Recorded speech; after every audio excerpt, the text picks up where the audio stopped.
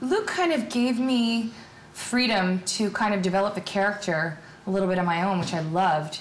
You know, basically we both decided that he's, or we don't know whether it's a girl or a guy. I mean, I think it's more male than female, this character, but it's more of an it.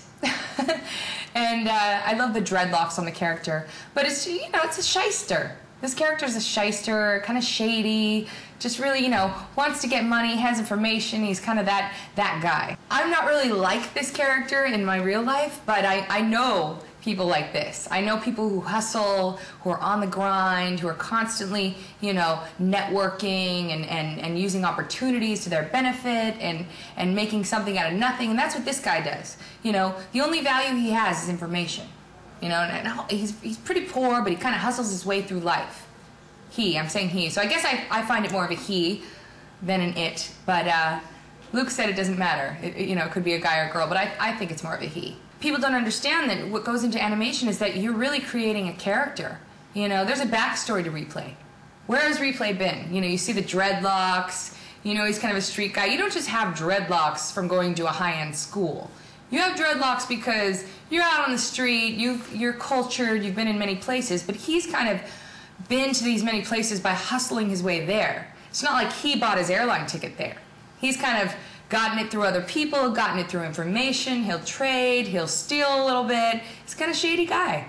Luke is a genius, and I know that. I mean, he did, gosh, he worked with Mila Jovovich, and I mean, things like that I just think are brilliant because they're a little bit on the dark side, you know, and I like that because he's really got a great sensibility about what people will understand and other levels from which different crowds will understand. So he works on many levels, which I love. I think he's very expressive, and I love the way that he kind of, because he's French, and some things we get lost in translation, so it's kind of cute the way he is searching for words, and it's really cute. So I'm kind of teaching him new words like gritty or raspy. He's like, how do you say? I like this thing in your voice. I like this thing in your throat. What you do? Do more of this. And I said, it's raspy or it's gritty. And so he learns these words, and it's really cute, but he'll describe it very visually.